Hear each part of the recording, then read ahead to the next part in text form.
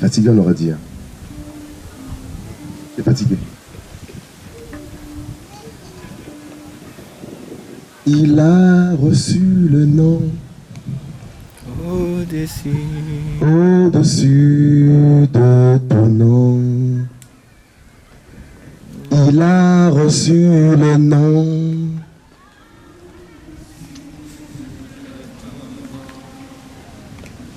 Tout genou fléchira.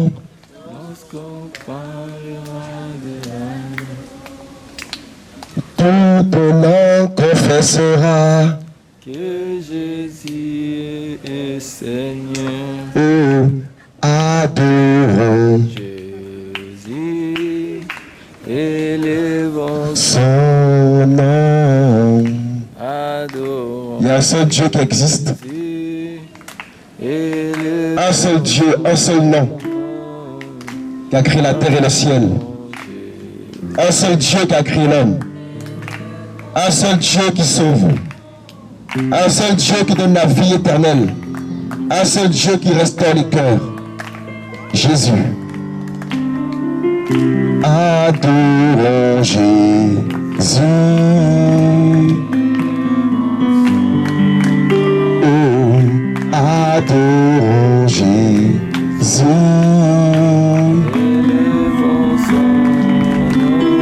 Il a reçu le nom au-dessus de tout nom.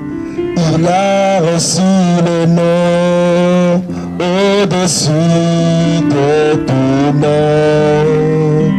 Tout genou fléchira lorsqu'on parlera de Jésus. Toute langue Confessera que Jésus est Seigneur. Adorons Jésus, élevons son nom. Adorons Jésus, élevons son nom. Adorons Jésus, élevons son nom. adorons Jésus, Adorons-le, élevons son nom. adorons Jésus. Oh, Élevons son nom. adorons Jésus. Adorons Jésus, Oh, élevons son nom. adorons Jésus, Adorons Jésus, le Créateur. élevons son nom. Adorons-le. Adorons Jésus, Oh, élevons son nom. Jésus. Adorons Jésus, Oh, mes amis, nous devons aimer Jésus. élevons son nom. Il n'y a rien de bon dans ce monde sans Jésus. Sans Jésus-Christ, notre vie ne vaut rien. Oh Papa, merci pour ce moment, Seigneur mon Dieu. Merci Jésus-Christ pour ta bonté. Père, dans ce monde, il ne reste que toi, Seigneur mon Dieu. Il ne reste que ton amour, Papa, ta parole, ta vérité, Seigneur mon Dieu, qui nous sauve, Papa. Seigneur, merci pour cette journée. Merci pour ton esprit. Merci, mon Dieu, car tu nous restaures en ce jour, Seigneur. Nous repartirons fortifiés. Nous repartirons avec ton amour, Seigneur. Encore, Papa. Papa, la vie vient de toi. Tout ce qui vit, tout ce qui se move dans ce monde, vient de toi, Seigneur. Oh, Papa. Tu es merveilleux. Il a reçu le nom au-dessus de tout nom. Tu es fatigué, hein? De tout nom, tout genou fléchira lorsqu'on parlera de l'agneau. Toute langue confessera que que Jésus est Seigneur. Adorons Jésus, élevons son nom. Adorons Jésus, élevons son nom.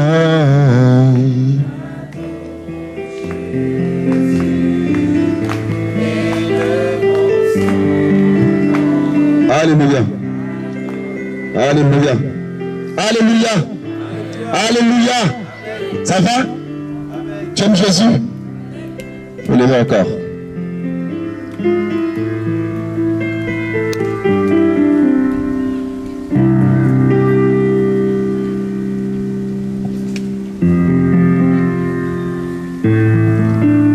Jésus vous aime, madame. Dieu vous aime tellement. Son amour est tellement grand, tellement bon.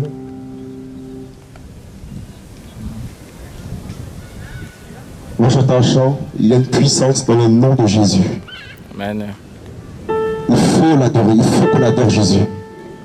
Il faut rentrer dans cette présence de Dieu. Rentrons dans cette vague.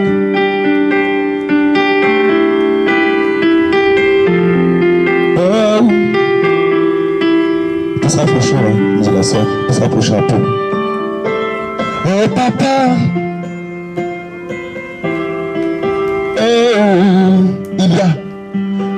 Il y a une puissance. Yes. Il y a une puissance dans le nom de Jésus.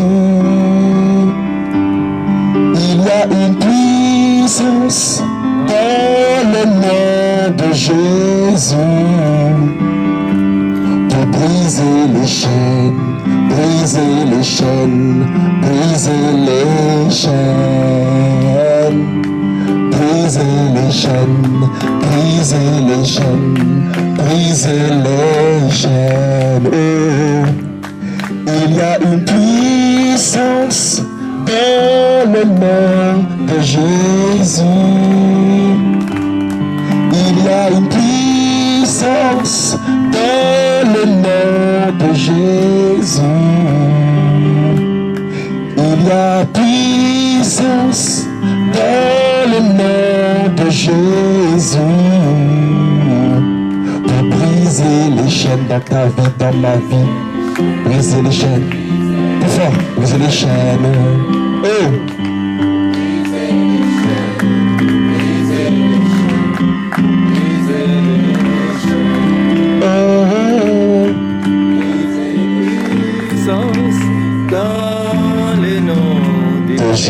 Oh my God, Jésus, il y a puissance dans le nom de Jésus. Puissance dans le nom de Jésus. Vous brisez les chaînes, vous brisez les chaînes, vous brisez les chaînes. Briser les chaînes, briser les chaînes, briser les chaînes, briser les chaînes, briser les chaînes, briser les chaînes, briser les chaînes, briser les chaînes. Il y a une puissance dans le nom de Jésus. Il y a une puissance dans le nom de Jésus. Il y a une puissance dans le nom de Jésus. Il y a une puissance dans le nom de Jésus. Pour briser les chaînes, briser les chaînes, briser les chaînes, pour briser les chaînes, briser les chaînes dans ma vie, dans ta vie, briser les chaînes. Dieu nous aime. Dieu vous aime. Jésus vous aime tellement, madame. Il donne la vie éternelle. Il donne l'assurance du ciel, le paradis. Après ce monde de chaos, après ce monde de souffrance, après ce monde de confusion, après ce monde de ténèbres, de mensonges, Jésus donne la vie éternelle, la foi en Jésus.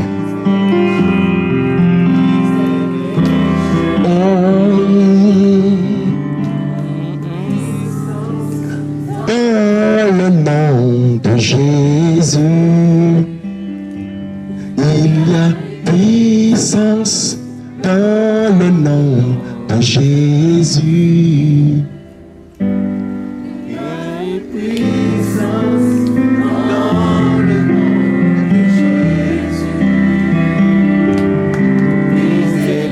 Briser les chaînes, briser les chaînes.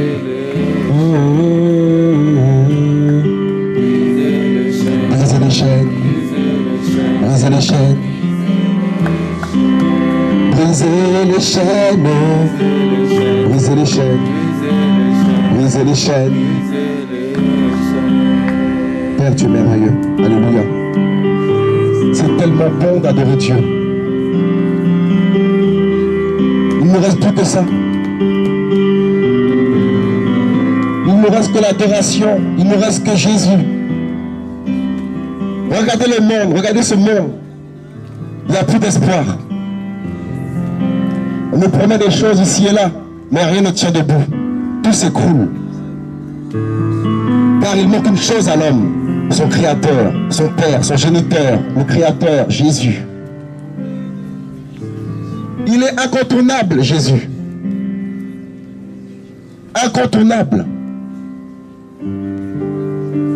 C'est lui que tu as besoin. C'est lui que nous avons besoin.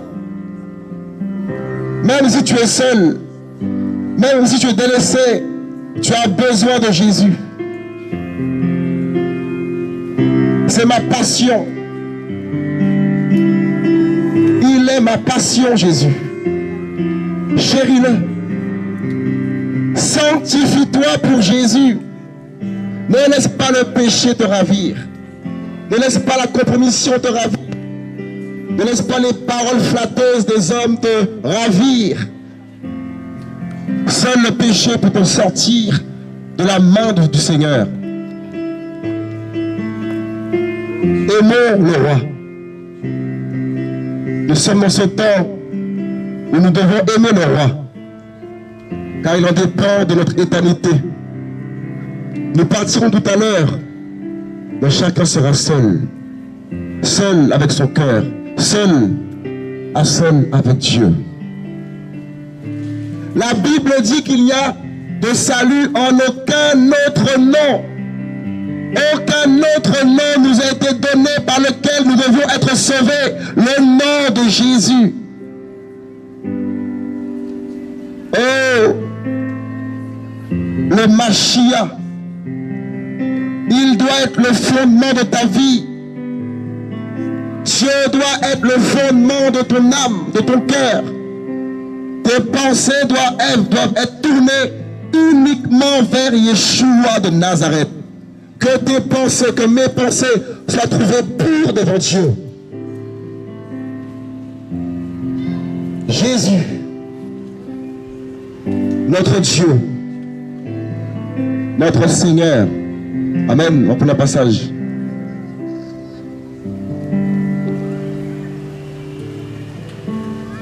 Qui aime Jésus pour de vrai? Qui a déjà senti son amour? Un amour terrible. Nous devons être motivés pour Dieu, motivés pour la prière, motivés pour lire sa parole, motivés pour être consacrés, mes amis. Malgré que la chair te dit non, malgré tout ce que tu peux vivre, tu dois être motivé pour Jésus. Tu ne dois jamais t'ennuyer dans la présence de Dieu. Regardez ce que nous étions, délinquants, fumeurs, tout ce que vous voulez. Jésus est venu. Il a quitté son trône, Dieu a quitté son trône de gloire. Il est venu en chair pour sauver Josué, pour me sauver, pour nous sauver, afin que nous participions à sa gloire, afin que nous soyons pendant l'éternité dans son royaume. C'est pour cela qu'il est venu. Il n'est pas venu pour que nous soyons des prophètes, que nous ayons des postes, que nous ayons, mes amis, de l'argent, que nous soyons riches. Il est venu traiter le problème du cœur de l'homme, ce cœur pourri que nous avons. C'est pour cela qu'il est venu. Redonner cette image de Dieu à l'homme, notre Dieu. La Bible dit que lorsqu'il reviendra, trouvera-t-il la foi chez les chrétiens? Pas chez les païens, mais les chrétiens. Trouvera-t-il la foi? Beaucoup de choses veulent nous faire perdre cette foi. Or, la Bible dit que ceux qui triomphent de ce monde, c'est la foi. Je vous dis, quand la foi prend un coup, c'est compliqué. Le doute commence à rentrer, tu commences à plus croire en sa parole, on commence à plus écouter les hommes, plus qu'écouter Dieu. La foi. Tous les jours, mes amis, on peut prier et demander à Dieu d'augmenter notre foi, comme l'ont fait les apôtres. Seigneur, augmente-nous la foi. Or, la Bible dit que si tu as la foi comme un grain de sénévé, un grain de moutarde, tu peux déplacer des montagnes par la prière. Si tu n'as plus la foi, tu ne vas plus prier. Tu vas prier, mais tu ne vas plus croire en ce que tu dis. Parce que la foi n'est plus. Tu n'es plus sûr de ce que tu dis. Tu n'es plus sûr que Dieu peut t'exaucer. Tu n'es plus sûr que Dieu peut guérir ta maladie, délivrer ta famille. Pourquoi? Parce que la foi a pris un coup.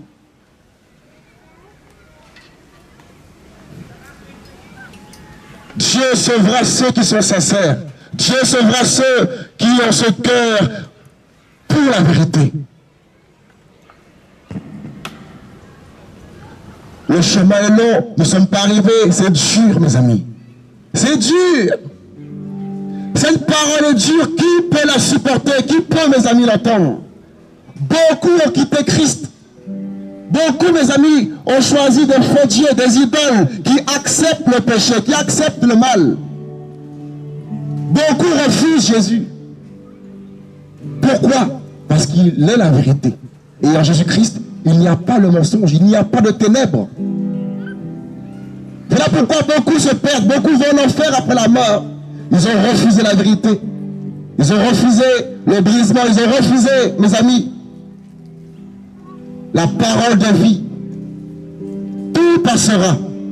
Cette génération passera.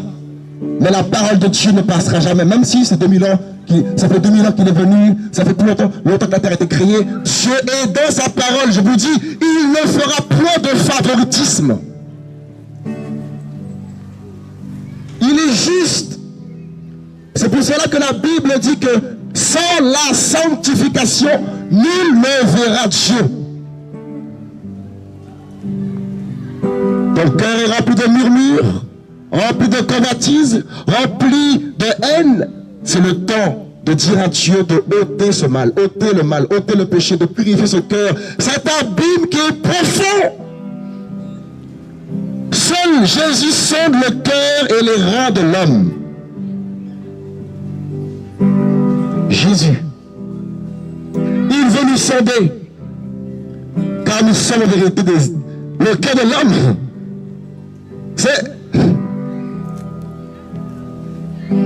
C'est comme un monstre, je vous dis. Lorsque Adam a péché, l'homme est devenu comme un animal.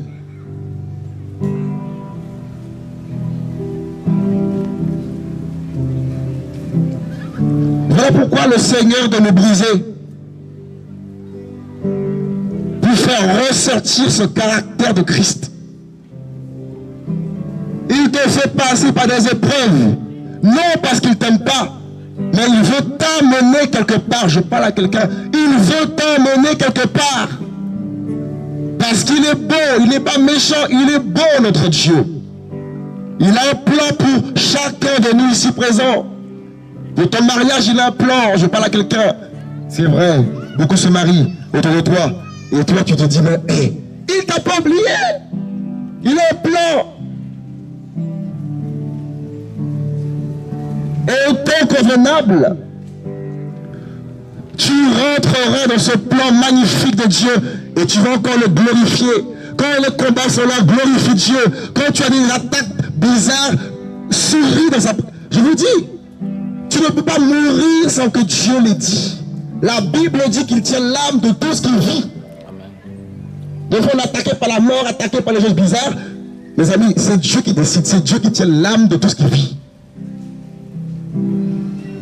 Il tient nos âmes. Il nous aime plus qu'on l'imagine. Le Mashiach, Jésus, son esprit est tellement puissant. Son esprit habite dans tous ceux qui leur ouvrent ce cœur. Et nous devenons le temple du Saint-Esprit, le temple de Dieu. Et quand l'Esprit de Dieu vient habiter dans ton cœur, il te communique la conviction du péché. Ta péché, il te reprend. Ma fille, reprends-toi. Il ne faut pas attendre 2 jours, 3 jours, tout de suite. Seigneur, pardon. Et c'est ça être fils, c'est ça être fille de Dieu. C'est tout de suite, à l'instant T, Père, pardonne-moi. Et tu avances. Il faut arrêter la culpabilité, mes amis. La parole de Dieu dit qu'il aime tout le monde. Il t'aime. Quel amour tu cherches encore? Il t'aime. Nous doutons trop. Et c'est ce qui fait que beaucoup, mes amis, n'avancent pas. C'est ce qui fait que beaucoup, mes amis, ne vivent pas la puissance de Dieu, la parole de Dieu. Le doute. Dieu attend quelqu'un. Dieu cherche un homme, une femme qui ira pour lui. Au milieu de cette génération perverse et corrompue, Dieu attend un homme, une femme pour aller pour lui. Cette génération est préoccupée par, mes amis, l'argent, préoccupée par les stars. J'ai vu l'autre fois, on chante un homme qui a signé au PSG, oui, Dieu l'aime. Mais c'est pas Dieu, ce monsieur. C'est un homme.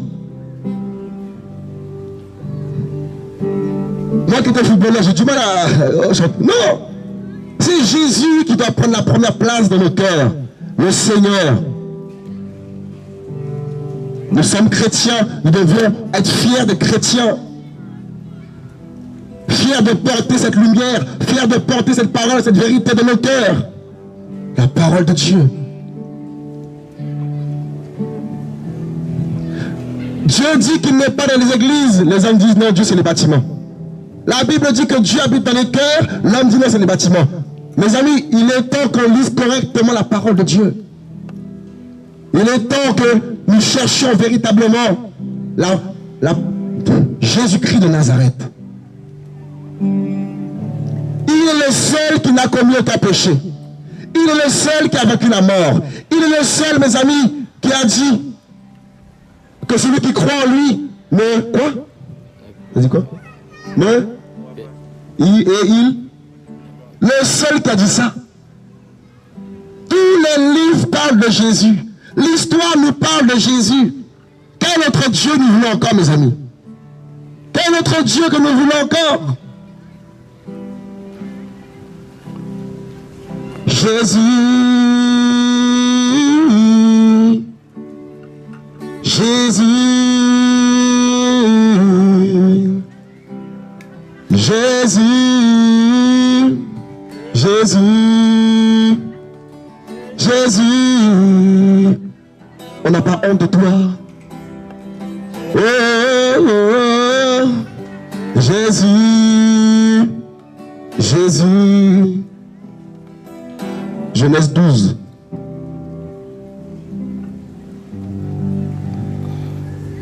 Genèse chapitre 12. Papa, aide-nous, papa, à comprendre ta parole, papa. Car tu es la parole, Seigneur mon Dieu. Au nom de Jésus-Christ, papa. Genèse chapitre 12. Or, Yahweh avait dit à Abraham, va pour toi hors de la terre de ta patrie et de la maison de ton père vers la terre que je te montrerai.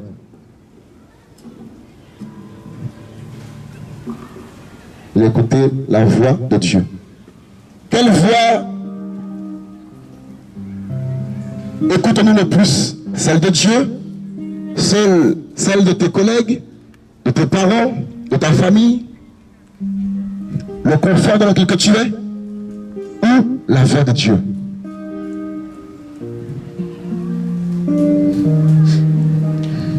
C'est terrible. Va pour toi, hors de ta terre, de ta patrie, et de la maison de ton père, vers la terre que je te montrerai. Souvent, lorsque Dieu nous donne une directive pour nos vies, nos propres vies, il y a souvent le doute qui est là.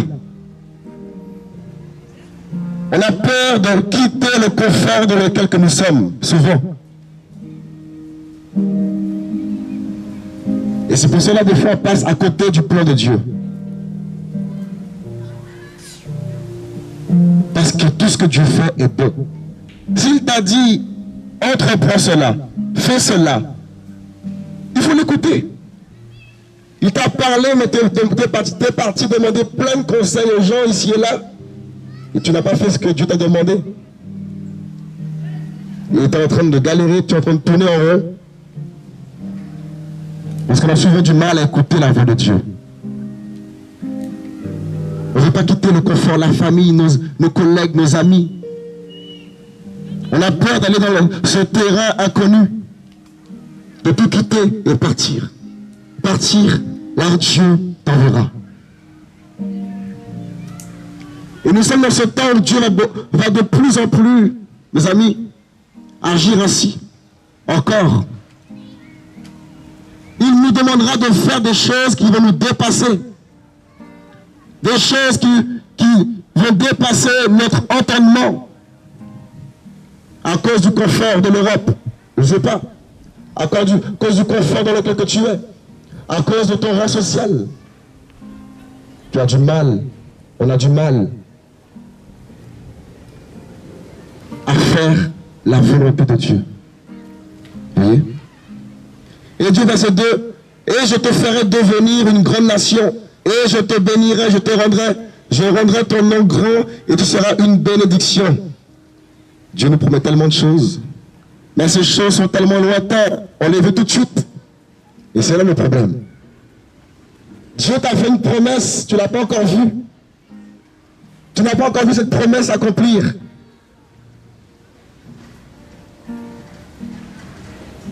Alors qu'il te l'a dit, je te donnerai ci, je te donnerai cela, je ferai de toi ci, ça. Tu as oublié cette parole. Parce que nous, on veut tout de suite. C'est nous l'homme, on est comme ça, on veut tout de suite.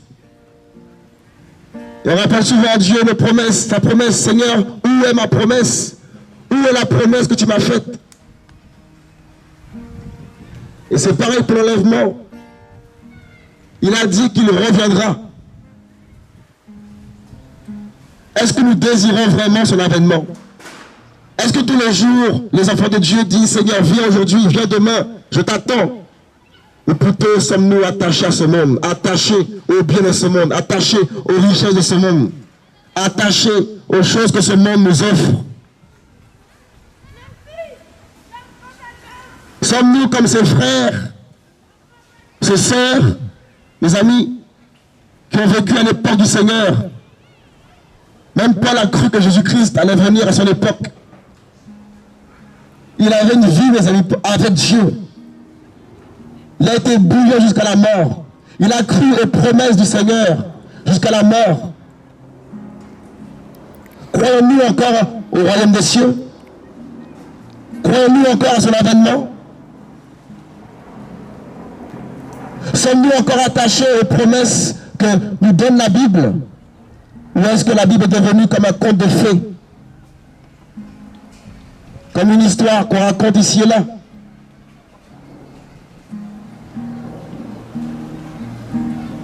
Jésus-Christ a annoncé les signes de la fin. Il nous a annoncé dans quel état serait ce monde. Croyons-nous encore à cette parole? Nous sommes plus accrochés à nos maris, à nos femmes.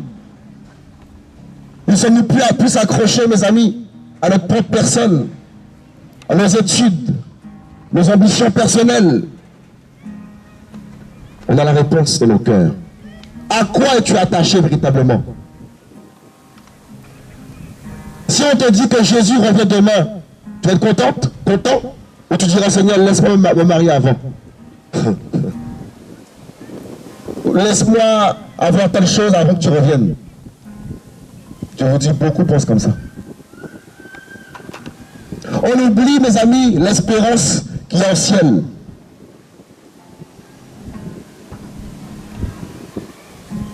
Vous voyez? On va sauter vite fait le passage.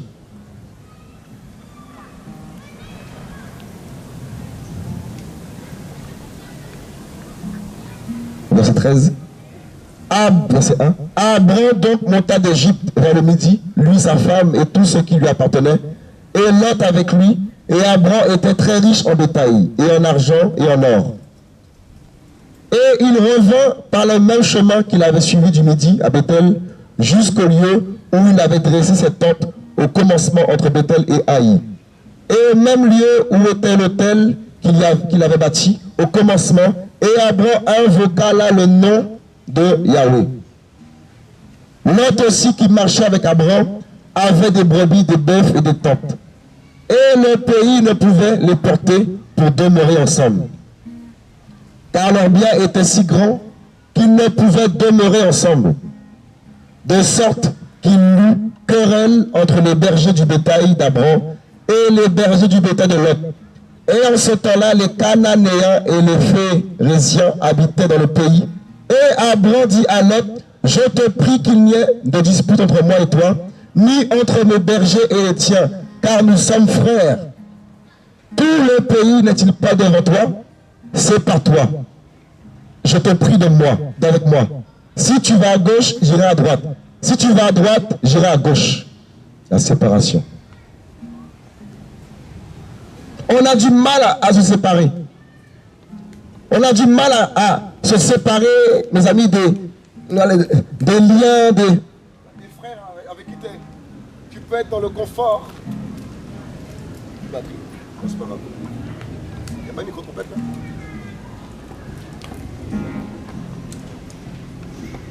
Ah, non, c'est une clé.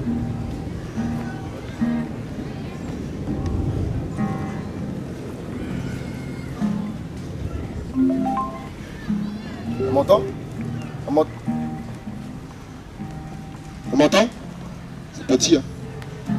C'est pas grave. On a du mal à se séparer. Ah, c'est petit.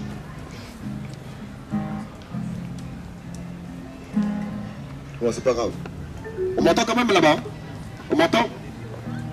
On a du mal à se séparer. Voilà des habitudes. Le confort qu'on peut avoir avec une personne, un frère, une sœur. Et ce confort t'empêche de voir véritablement Dieu dans ta vie. Ce confort est comme un voile pour nous souvent. Et souvent le Seigneur peut user de manière forte afin que tu puisses entendre sa voix et comprendre la vision qu'il a pour ta vie. Vous voyez? Est-ce que tu comprends quelque chose? Au verset 10, il dit, et Lot leva les yeux et vit que toute la plaine du Jourdain était entièrement arrosée avant que Yahweh ait détruit Sodome et Gomorrhe. C'était jusqu'à Tsoar, comme le jardin de Yahweh, et comme le pays d'Égypte. Et Lot choisit pour lui toute la plaine du Jourdain, et il alla du côté de l'Orient. Ainsi, ils se séparèrent les uns de l'autre. Abraham habitait dans le pays de Canaan, et Lot habita dans les villes de la plaine et dressa des tentes jusqu'à Sodome. Or, les habitants de Sodome étaient méchants et de grands pécheurs contre Yahweh.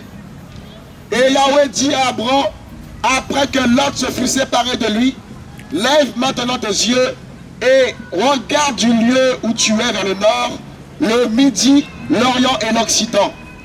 Car je te donnerai à toi et à ta postérité pour toujours tout le pays que tu vois. Et je rendrai ta postérité comme la poussière de la terre, en sorte que si quelqu'un peut compter la poussière de la terre, il comptera aussi ta postérité. Lève-toi donc et parcours le pays, dans sa longueur et dans sa largeur, car je te le donnerai. Alors Abraham transporta ses tentes, elle a habité dans les plaines de Mamré, qui sont près d'Hébron, et là, il bâtit un hôtel à Yahweh. Or, il arriva du temps, verset 14, chapitre 14. Or, il arriva du temps d'Amraphel, roi de Shinéar, d'Arjok, roi de Lassar, de Kedorlaomer, roi de Lam et de Tidil, roi de Gojim, qu'ils firent la guerre contre Bérak, roi de Sodome, et contre Bishar, roi de Gomor, et contre Shinéad, roi d'Abna, et contre Shibnéber, roi de... On va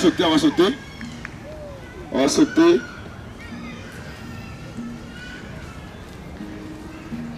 Attendez.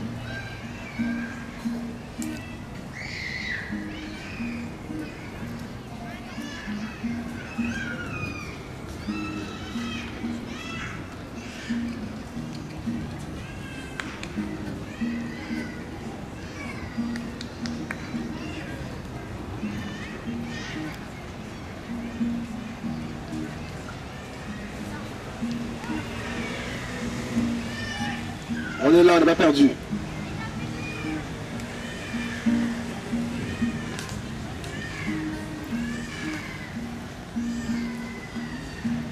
On va prendre le chapitre 13, excusez-moi, on va revenir. Et au verset 14. Voyez? Et Yahweh dit à Abraham, après que Lot se fut séparé de... C'est fort, hein, ça. Après que Lot se fut séparé de lui, lève maintenant tes yeux et regarde du lieu où tu es vers le nord, le midi, l'orient et l'occident. Car je te donnerai à toi et à ta postérité pour toujours tout le pays que tu vois. Mais vous avez vu, après la séparation avec Lot, Lot qui veut dire voile, Lot, mes amis, voilait en quelque sorte Abraham. On peut se dire qu'il tâtonnait peut-être à cause de Lot. Il ne voyait pas forcément ce que Dieu lui donnait. Comme toi, ma soeur, mon frère, Dieu t'a donné de grandes choses. Et ces choses sont comme voilées. Ces choses sont comme, mes amis, non dites par Dieu, alors qu'il a déclaré sur ta vie ces paroles, ces choses. Regarde autour de toi, qu'est-ce qui te voile? Qu'est-ce qui t'empêche d'entendre la voix de Dieu? Qu'est-ce qui t'empêche de décoller avec Dieu dans l'esprit? Qu'est-ce qui te voile? Qu'est-ce qui nous voile? Qu'est-ce qui me voile? Qu'est-ce qui te voile? Enfant de Dieu, c'est le temps de la séparation. C'est le temps, mes amis, de déchirer ce voile, d'ôter ce voile, pour que tu vois clairement la pensée de Dieu pour ta vie. Combien de femmes sont venues te voir, te dire c'est toi mon mari? Combien? T'es voilé. Demande au Seigneur de t'éclairer. Il te parlera. Comme il a parlé à Élisée, il te parlera clairement. Et c'est ce qui nous manque, d'entendre la voix de Dieu. Voilà pourquoi beaucoup d'échecs. Voilà pourquoi beaucoup de chutes. Parce que très peu entendent la voix du Maître, la voix de Yeshua. Or la Bible dit que ces brebis l'entendent. Beaucoup entendent des religions ici et là. Beaucoup préfèrent écouter la voix des hommes ici et là. Des pasteurs ici et là. Même de ta femme. Oui, c'est ta femme, il faut la respecter. Mais Dieu t'a dit quelque chose. Pourquoi tu écoutes sa voix? Comme mes amis Abraham a écouté, mes amis, la voix de qui Sarah? Il est parti faire Ismaël. La voix de l'homme. Entends la voix de Dieu dans ta vie. Entendons la voix du Seigneur. Il faut que cette parole ne soit pas un voile pour toi. Est-ce qu'on comprend quelque chose? C'est le temps que, mes amis, où il faut que nous puissions avancer véritablement, être encouragés véritablement par la parole de Dieu, par l'amour du Seigneur, par son retour imminent. C'est bien, il fait beau, la vie, elle paraît belle. Mes amis, c'est l'éternité. Ne soyons pas mes amis comme Abraham qui a écouté la voix de sa femme. Ne soyons pas comme Abraham qui a dit à sa femme de lui dire que tu es ma sœur. De peur d'être tué par l'homme. Tu dois t'appuyer sur Yahweh des armées. Nous devons nous appuyer sur Jésus de Nazareth. Pas sur la voix de nos proches, de nos familles, de nos parents. La voix de Dieu. Et c'est ainsi que tu réussiras dans toutes tes entreprises, dans tout ce que tu entreprendras, tu réussiras. Parce que tu as l'écoute de la voix du Seigneur. Qui veut entendre la voix de Dieu? Qui veut encore entendre sa voix? Moi aussi. On va y arriver. Qui le croit? On va y arriver. C'est vrai, c'est pas évident. Nos cœurs sont tellement attaqués. Or, la Bible nous dit dans le Proverbe de garder notre cœur plus que... C'est pas ta femme ou l'argent, le compte en banque. On tient ça comme des coffres forts des fois. C'est le cœur. Ne laisse pas ces épines pénétrer ce cœur qui est tellement fragile. Mes amis, ne laisse pas les pensées impures te pénétrer le cœur. Car lorsque le cœur est atteint, le voile vient et tu ne comprends plus rien. Et tu penses que tu as raison. Tu penses que tout ce que tu feras est bon. Mais tu es voilé. C'est le temps d'ôter ce voile. Car la carrière est ouverte. Yeshua a ouvert ce chemin. Et nous avons tous accès auprès du Père. Alléluia. Nous sommes assis sur le trône. Éphésiens 2, Éphésiens 1 là-bas. Et nous sommes bénis de toute bénédiction. Quoi? Amen. Ce n'est plus un pasteur ou quelqu'un qui doit bénir ton mariage. On cherche des bénédictions. On cherche la main des hommes. On cherche, mes amis, à être approuvé des hommes. Non! Nous sommes assis sur le trône de Dieu. Alléluia. Amen. Qui aime Jésus? Est-ce qu'on peut nous faire un gros bisou? La Bible dit, on le verra tel qu'il est. Oh, mais mes amis, c'est grave. Voir Jésus. Le Galiléen, le Nazaréen, le Dieu qui est venu sur terre pour moi. Je n'étais même pas né. Tu n'étais même pas né. Il a payé ce prix. Il a souffert dans le jardin de Gethsémane. Il a prié pour toi. Il a prié pour ne pas faillir, mes amis. L'église de Dieu doit être, mes amis, debout dans la prière. Tu dois prier comme tu respires. Quand il y a prière, sois content, doute pas. C'est là que les choses se passent, mes amis. C'est dans la prière que les choses se passent. C'est dans la prière que les portes s'ouvrent. C'est dans la prière, mes amis, que des dégâts s'opèrent dans le camp de l'ennemi.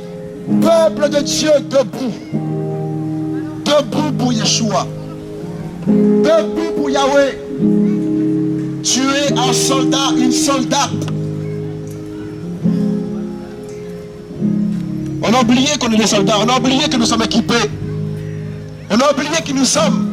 On a oublié que Yeshua a dit qu'il sera avec nous jusqu'à la fin du Monde. Il est là. Oh, il est là. Il est là. Il est là. Il est là. Oh, oh, oh, oh. Il est là pour te guérir. Il est là. Oh, Jésus est là. Oh, oh, oh. Jésus est là. Il est là. Oh. Jésus est là. Il nous console.